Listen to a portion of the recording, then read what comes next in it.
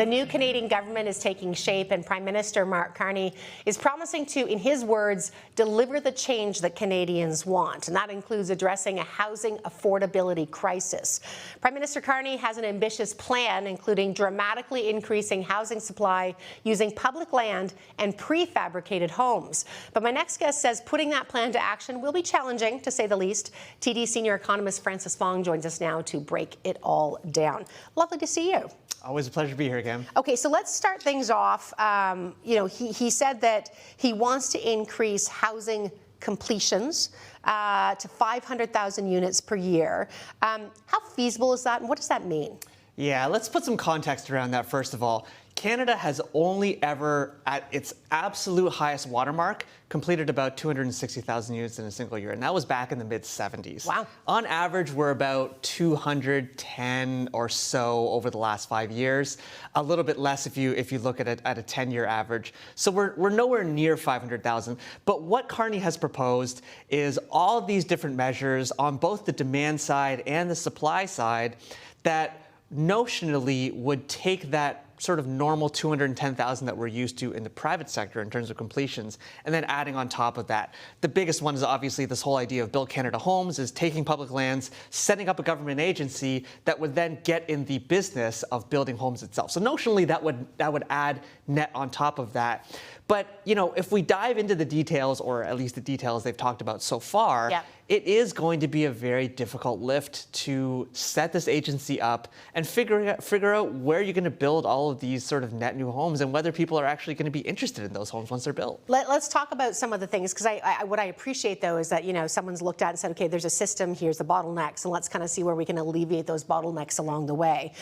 Public land, you mentioned, prefabricated homes, which is different, but maybe just talk to me a bit about what the proposal is at a high level and where you see some potential issues. Yeah, definitely. So let's start with the demand side. You know, he's proposed things like cutting the GST on new home sales. You know, he's talked about something called the multi-unit residential building framework, which is sort of, if you're familiar with flow-through shares for the junior mining sector, very similar kind of situation where, you know, they're allowing real estate investors for purpose-built rentals to sort of deduct expenses off of their own personal income taxes by investing in these projects, and Build Canada Homes, and all of these different kinds of things. So, you know, the way it's going to be is that they're going to try to hit the housing market from every possible side they can, and it's how it all works, you know, remains to be seen. I think there's going to be a lot of different sort of moving parts. But one of the things that I think is going to be really important for this government to figure out is how do you collaborate with your provincial and municipal counterparts to actually get housing built? Because this has always been our challenge. Every time we have an election, whether it's federal, provincial, municipal, we have governments that make big promises, but at the end of the day, all of the policy files that we're interested in sort of finding or moving the dial on or finding solutions for are multi-jurisdictional. You have some areas that are in the federal, you have some areas that are in provincial, you have some areas that are municipal. So, you know, how are we going to build housing if the government agency has to deal with the same kind of long timelines, big development charges that the private sector builders have to face? You know, how are they going to figure that out? There's already a huge market of builders that navigate this system at the municipal and provincial level, and now you're going to start throwing in the federal government on top of that, and they don't really have a lot of experience, or at least they've lost a lot of the experience they did have at one point.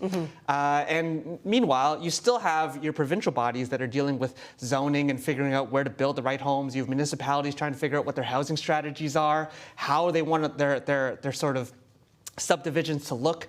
How do we build infrastructure to support all these new homes? There's so many questions that are sort of remaining that it's going to be a difficult challenge for this government for sure. All right, let's dig into some of these though. Sure. Land, which is often the biggest cost in home building.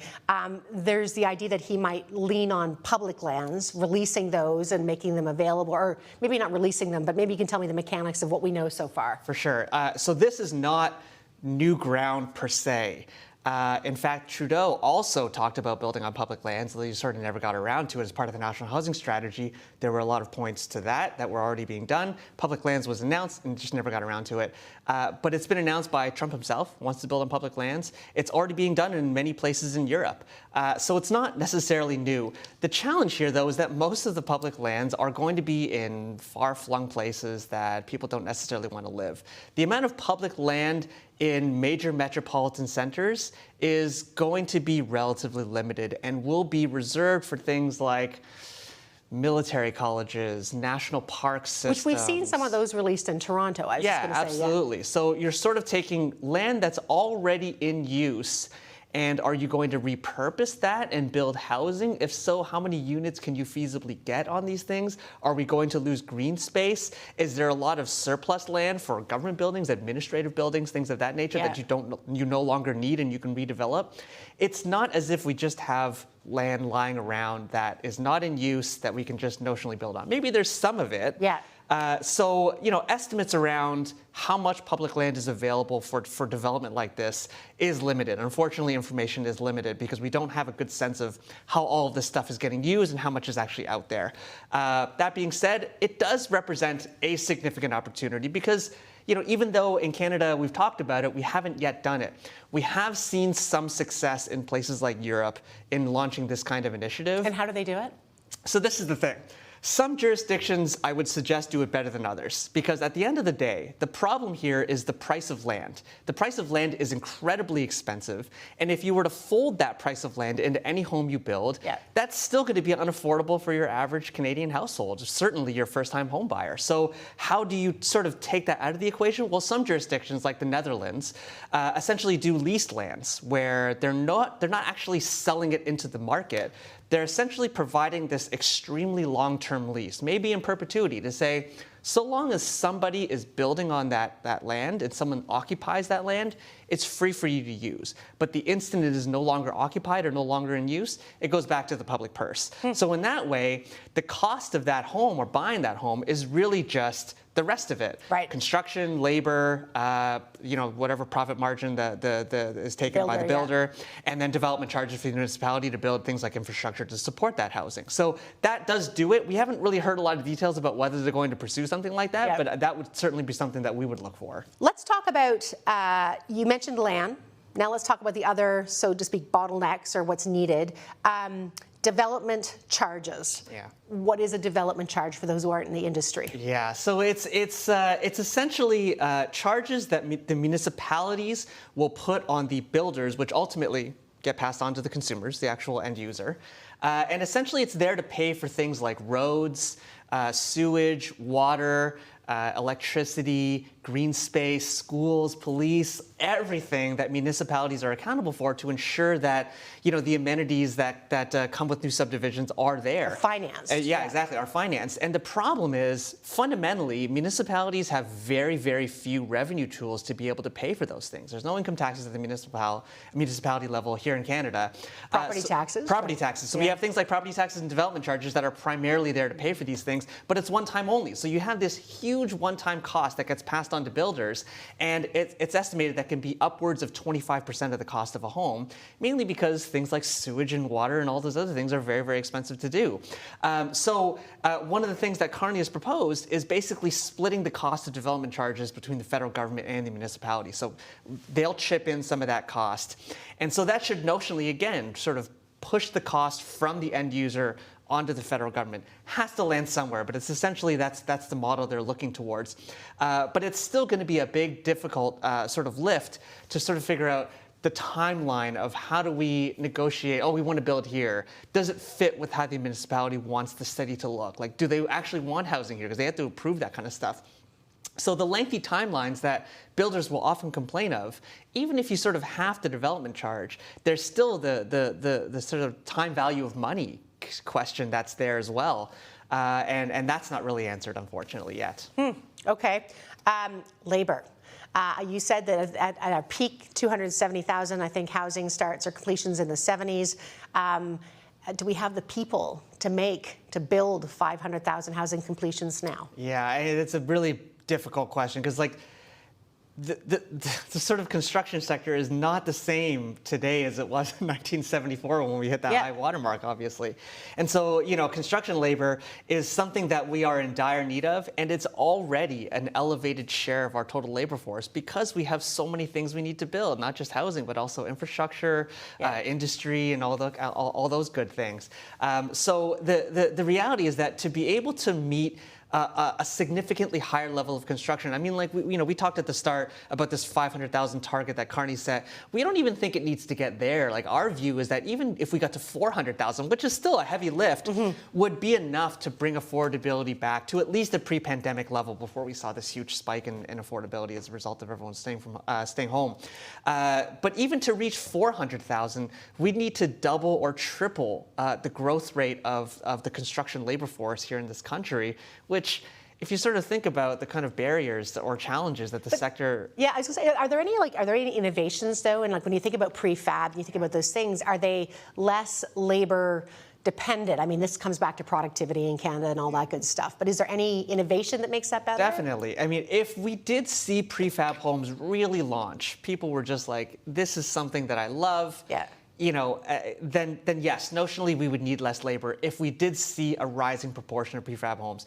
In fact, we already have prefab homes here in Canada. It was part of Trudeau's national housing strategy to build a lot of housing for marginalized populations. So women's shelters, recent newcomers, the unhoused population, all sorts of different kind of housing need, the sort of spectrum of housing need was being met by prefab homes.